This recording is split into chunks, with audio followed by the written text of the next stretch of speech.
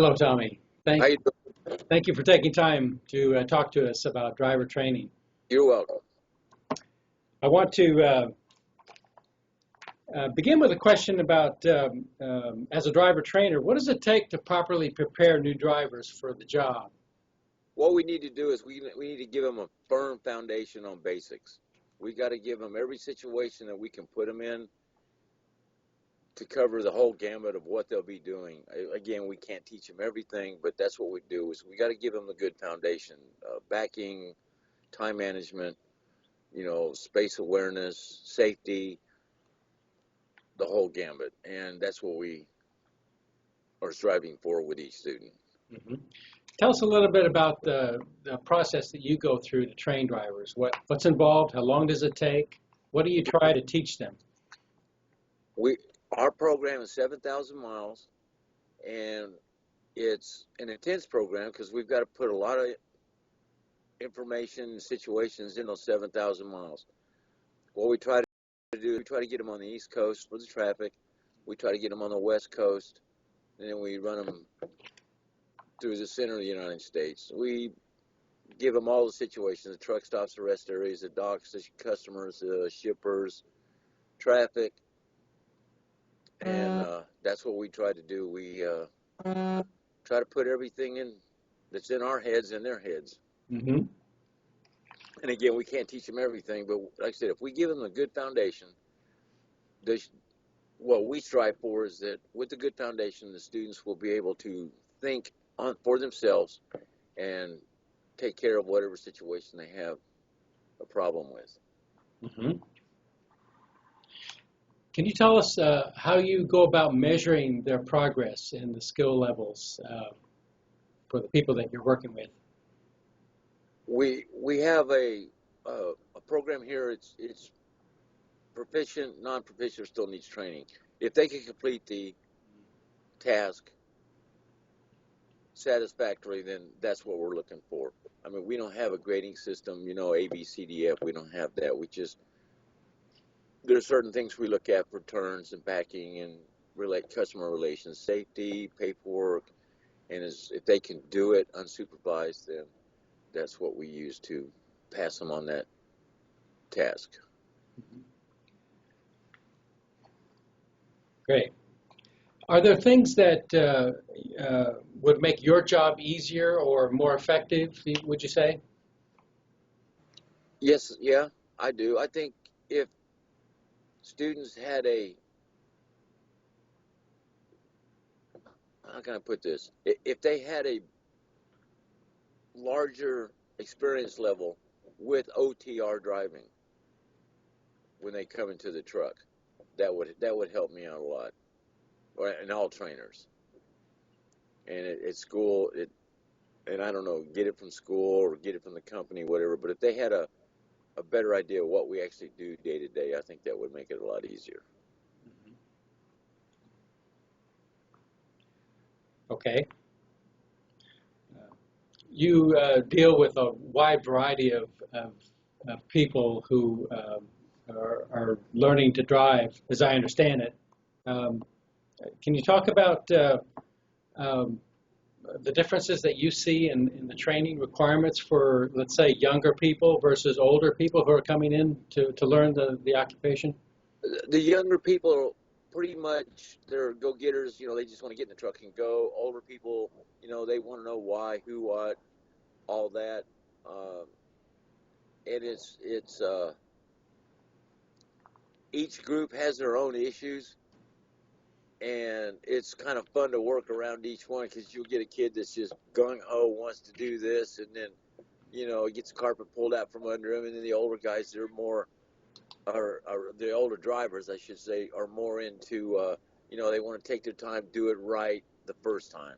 Mm-hmm. And it's like I said again, each group has their own issues, but it's still fun. Mm-hmm. Mm-hmm. Okay. Does Con-way have an in-house training program for new drivers, inexperienced drivers? Yeah, yes, we do. That we have they can go to Crowder College, and they spend time down there, and then what they do is they come back for an orientation, and then they jump on our trucks for 7,000 miles. I see. Mm-hmm. Okay. In your opinion, what do you think it will take to attract more people to truck driving as a career? A lot of times we hear on advertisements, all you hear is trucks, miles, and equipment in the trucks, and that's fine for older drivers. The newer drivers, I think, if we explain to them it's a lifestyle, again, this is one of the few jobs in the United States that you can get into entry level and make $45,000 your first year without a college education.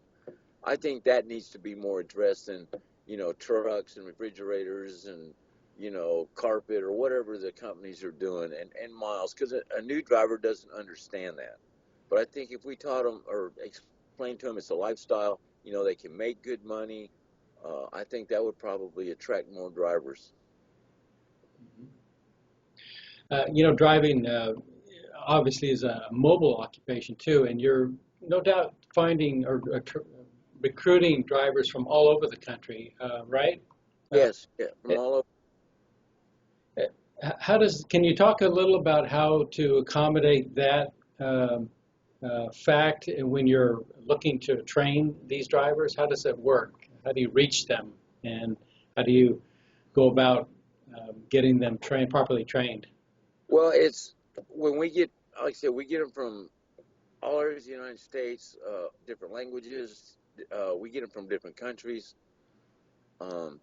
What we try to do is you just take the individual at one at a time, and you find out where their strengths and weaknesses are, and you just have to work there. Language sometimes is a problem.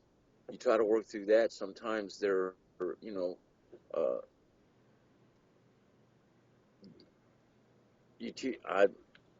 it's just language. But like I said, we recruit out here on the road, and we tell them the truth. This is what I've explained before. Mm-hmm. I don't know if that answers your question. Well, I guess I was curious about the logistics of it all. You don't bring them all to a central place to do the training, do you? Or do you? No, what we do is once we get notified that we have a student, the trainers here at Con-way Truckload go to Joplin, and we pick our students up there, and then from there the 7,000 miles start. I see. And we run them around, and we take them back there for their final road test and testing. Okay, good. How long have you been training drivers yourself? Off and on since 1994. 94. And how much success have you had? How many people have you trained, and how many are still driving today, do you think? I know right now I don't know, 50. I have no idea. There's 9 of them that still work here. Yeah. Every once in a while I'll run into somebody I trained years ago. Yeah. It's about that. Yeah, about 9 are still here. Yeah. This is something you enjoy doing, I think, right? This is my passion. I see. Is there anything that you can suggest that could be done to make the job of driver trainer more appealing, or to increase the number of people that are able to do this job? I think what needs to happen is that we need a system where all the trainers are on the same sheet of music, and that's not just with this company. I'm talking every trainer in the United States. We all need to be on the same sheet of music. That way there's an expectation that when we get a student, they'll at least know a core of information. Now, there's things that other drivers need to learn in different parts of the states, but we need a national program where, from truck schools to trainers, where we all have a core that we're teaching. A basic skill levels. Is that what you're talking about? No, or just knowledge? Everybody needs to teach weight distribution the same way. Everybody needs to teach the rules of the road the same. So we get so many different kind of what's the word I'm looking for? They just come from different and you know, you get one student out of one school, and you know, you could throw them the keys and go in the sleeper, and then you've got the next guy you get, you know, and you can't do that, and you spend more time. But I think if we all had a core, and that's schools and trainers nationwide, I think that would standardize the program. Yeah. Yeah. Okay. Very good. Tomy, thank you so much. You're quite welcome. And have a good trip. All right, you take care. Thank you. All right. All right, bye.